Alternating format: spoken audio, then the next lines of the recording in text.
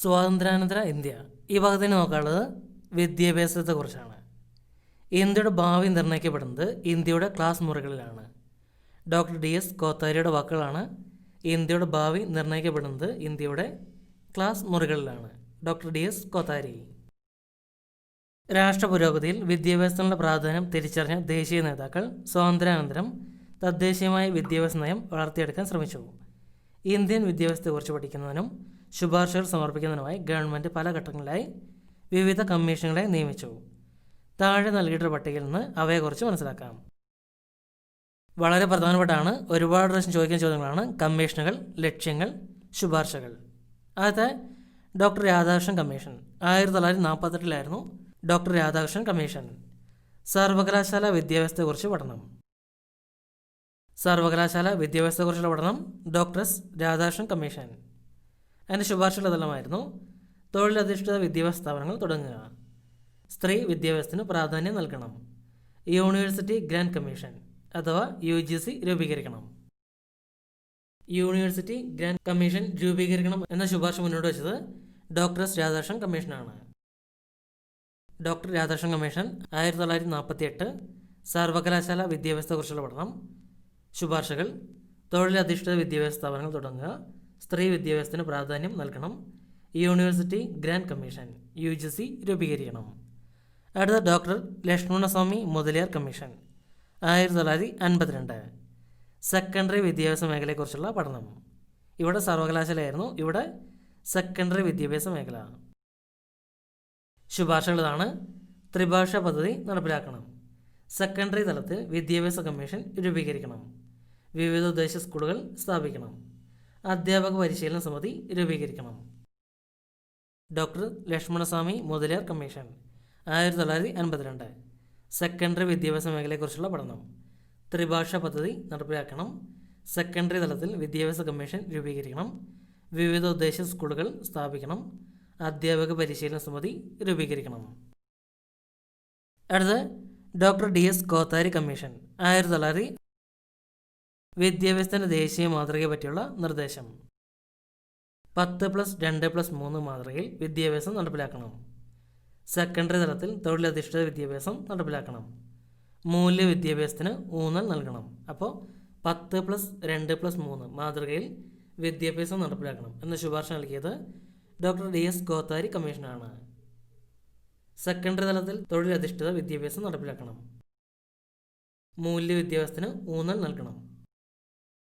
Doctor DS Kothari commission 1964 വിദ്യാഭ്യാസത്തിൻ്റെ ദേശീയ മാതൃകയെ പറ്റിയുള്ള നിർദ്ദേശം. 1986 ദേശീയ വിദ്യാഭ്യാസ നയം NPE nation policy on education രൂപീകരിച്ചു. 1986 ദേശീയ വിദ്യാഭ്യാസ നയം അഥവാ നാഷൻ പോളിസി ഓൺ എഡ്യൂക്കേഷൻ രൂപീകരിച്ചു. സഹസ്രാബ്ദത്തിലേക്ക് ഇന്ത്യയെ നയിക്കുക എന്ന ലക്ഷ്യത്തോടെയാണ് നടപ്പിലാക്കിയത്. 1986 ദേശീയ വിദ്യാഭ്യാസ നയത്തിൻ്റെ പ്രധാന നിർദ്ദേശങ്ങൾ താഴെ പറയുന്നുണ്ട്.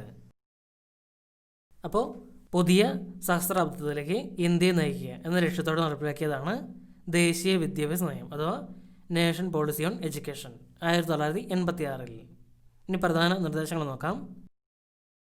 പ്രാഥമിക വിദ്യാഭ്യാസത്തിനും തുടർ വിദ്യാഭ്യാസത്തിനും പ്രാധാന്യം നൽകണം. പ്രൈമറി തല വിദ്യാഭ്യാസം സാർവത്രികമാക്കാനും സ്കൂളുകളിലെ ഭൗതിക സൗകര്യങ്ങൾ മെച്ചപ്പെടുത്താനും ഓപ്പറേഷൻ ബ്ലാക്ക് ബോർഡ് പദ്ധതി നടപ്പിലാക്കണം. ഓപ്പറേഷൻ ബ്ലാക്ക് ബോർഡ് ബന്ധപ്പെട്ടിരിക്കുന്നത് വിദ്യാഭ്യാസവുമായിട്ടാണ്. അത് ഇന്ത്യയുടെ ദേശീയ വിദ്യാഭ്യാസ നയം ഇതിൻ്റെ നിർദ്ദേശങ്ങളാണ്. ഓരോ ജില്ലയിലും നവോദയ വിദ്യാലയങ്ങൾ സ്ഥാപിക്കണം. പെൺകുട്ടികളുടെ വിദ്യാഭ്യാസത്തിന് പ്രോത്സാഹനം നൽകണം. ഓരോ ജില്ലയിലും നവോദയ വിദ്യാലയങ്ങൾ ആരംഭിക്കണം. പെൺകുട്ടികളുടെ വിദ്യാഭ്യാസത്തിന് പ്രോത്സാഹനം നൽകണം. മൗലാന അബ്ദുൽ കലാം ആസാദ് സ്വതന്ത്ര ഇന്ത്യയുടെ ആദ്യത്തെ വിദ്യാഭ്യാസ മന്ത്രിയാണ്. മൗലാന അബ്ദുൽ കലാം ആസാദ് സ്വതന്ത്ര ഇന്ത്യയുടെ ആദ്യത്തെ വിദ്യാഭ്യാസ മന്ത്രി മൗലാന അബ്ദുൽ കലാം ആസാദ്. സ്വതന്ത്ര ഇന്ത്യയുടെ വിദ്യാഭ്യാസ നയം രൂപപ്പെടുത്തുന്നതിൽ അദ്ദേഹം സുപ്രധാന പങ്കുവഹിച്ചു. അദ്ദേഹത്തിൻ്റെ ജന്മദിനമായ നവംബർ 11 ദേശീയ വിദ്യാഭ്യാസ ദിനമായി ആചരിക്കുന്നു. അദ്ദേഹം രചിച്ച ശ്രദ്ധേയമായ ഗ്രന്ഥമാണ് India wins freedom. India wins freedom രചിച്ചത് മൗലാന അബ്ദുൽ കലാം ആസാദാണ്. അദ്ദേഹത്തിൻ്റെ ജന്മദിനമായ നവംബർ 11 ദേശീയ വിദ്യാഭ്യാസ ദിനമായി ആചരിക്കുന്നു. വിദ്യാഭ്യാസ രംഗത്ത് ശ്രദ്ധേയമായ മാറ്റങ്ങൾക്ക് തുടക്കം കുറിക്കാൻ പുത്തൻ വിദ്യാഭ്യാസ നയത്തിന് കഴിഞ്ഞു. 2009 ഇന്ത്യ ഗവൺമെൻറ് വിദ്യാഭ്യാസം മൗലിക അവകാശമാക്കിക്കൊണ്ട് നിയമം പാസാക്കി. അപ്പോൾ വിദ്യാഭ്യാസം മൗലിക അവകാശമാക്കിക്കൊണ്ടുള്ള നിയമം പാസാക്കിയത് 2009 കേന്ദ്ര ഗവൺമെൻറ് ആവിഷ്കരിച്ചിട്ടുള്ള സർവശിക്ഷ അഭിയാൻ, രാഷ്ട്രീയ മാധ്യമിക് ശിക്ഷ അഭിയാൻ തുടങ്ങിയവയെ സംയോജിച്ച് 2018 മുതൽ സമഗ്ര ശിക്ഷ അഭിയാൻ പദ്ധതി രാജ്യത്ത് നടപ്പിലാക്കിയിരുന്നു. അപ്പോൾ കേന്ദ്ര ഗവൺമെൻറ് ആവിഷ്കരിച്ചിട്ടുള്ള സർവശിക്ഷ അഭിയാൻ കൂടാതെ രാഷ്ട്രീയ മാധ്യമിക് ശിക്ഷ അഭിയാൻ ഇത് രണ്ടും കൂടി സംയോജിച്ചുകൊണ്ട് 2018 മുതൽ സമഗ്ര ശിക്ഷ അഭിയാൻ പദ്ധതി രാജ്യത്ത് നടപ്പിലാക്കുന്നുണ്ട്. അടുത്തതിന് സാംസ്കാരിക നേട്ടങ്ങളാണ്. സ്വാതന്ത്ര്യാനന്തര ഇന്ത്യ സാംസ്കാരിക മേഖലയിലും വൻ പുരോഗതി നേടുകയുണ്ടായി. ഇന്ത്യക്ക് തനതായ ഒരു സാംസ്കാരിക പാരമ്പര്യം ഉണ്ട്. ഇന്ത്യക്കകത്തും പുറത്തും ഇന്ത്യയുടെ സാംസ്കാരിക മുന്നേറ്റത്തിൻ്റെ പ്രോത്സാഹനം ലക്ഷ്യമാക്കി സ്വാതന്ത്ര്യാനന്തരം ധാരാളം സ്ഥാപനങ്ങൾ ആരംഭിച്ചു. അവയിൽ പ്രധാനപ്പെട്ടവ പട്ടികയിൽ നൽകിയിരിക്കുന്നു.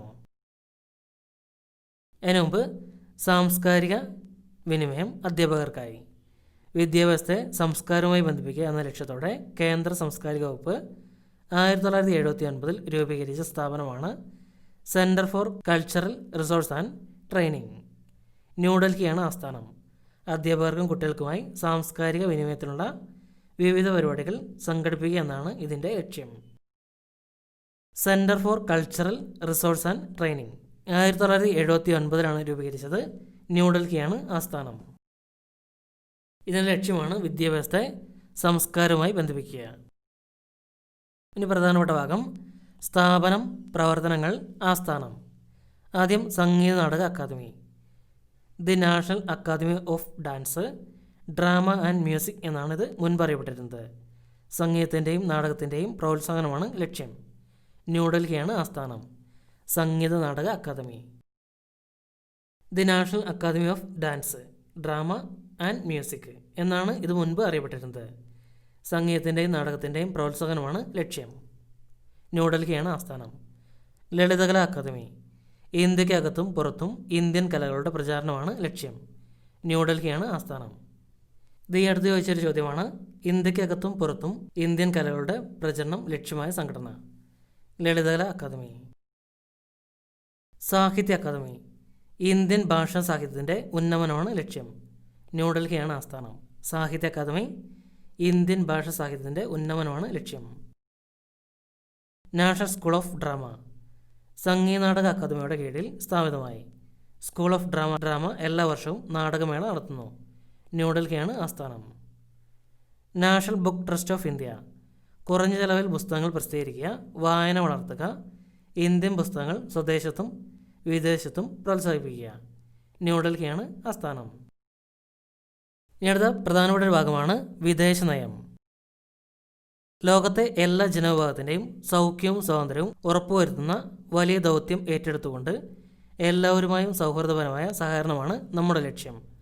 ആരുമായും പ്രശ്നങ്ങൾ സൃഷ്ടിക്കുന്നതിന് ഞങ്ങൾ തയ്യാറല്ലെന്നാണ് ലോകരാജ്യങ്ങളോട് ഉണർത്താനുള്ളത്. ജവഹർലാൽ നെഹ്റുവിൻ്റെ പ്രസംഗം 1947.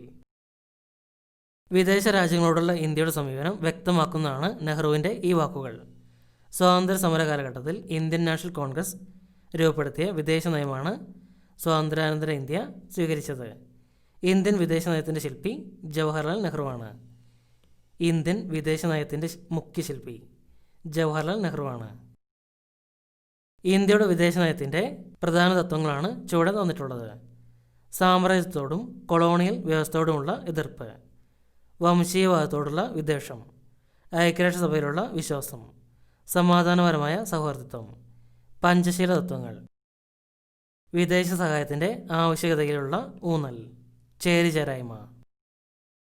പഞ്ചശീല തത്വങ്ങൾ.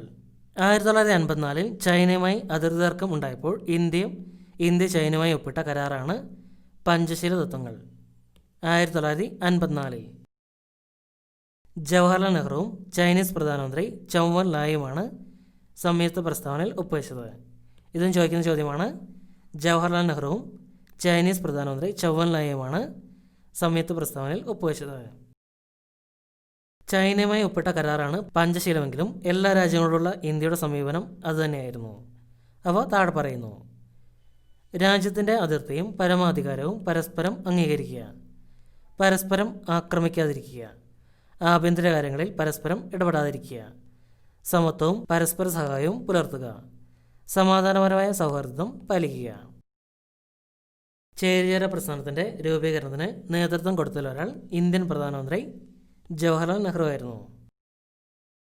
അന്താരാഷ്ട്ര പ്രശ്നങ്ങളിൽ സ്ഥിരമായി ഒരു ചേരിയോടൊപ്പം നിൽക്കാതെ പ്രശ്നത്തിൻ്റെ ശരിതെറ്റുകൾ വിലയിരുത്തി നിലപാടെടുക്കുക എന്ന സമീപനമാണ് ഇന്ത്യ സ്വീകരിച്ചത്. ഇതാണ് ചേരിചേര പ്രസ്ഥാനത്തിൻ്റെ ലക്ഷ്യം.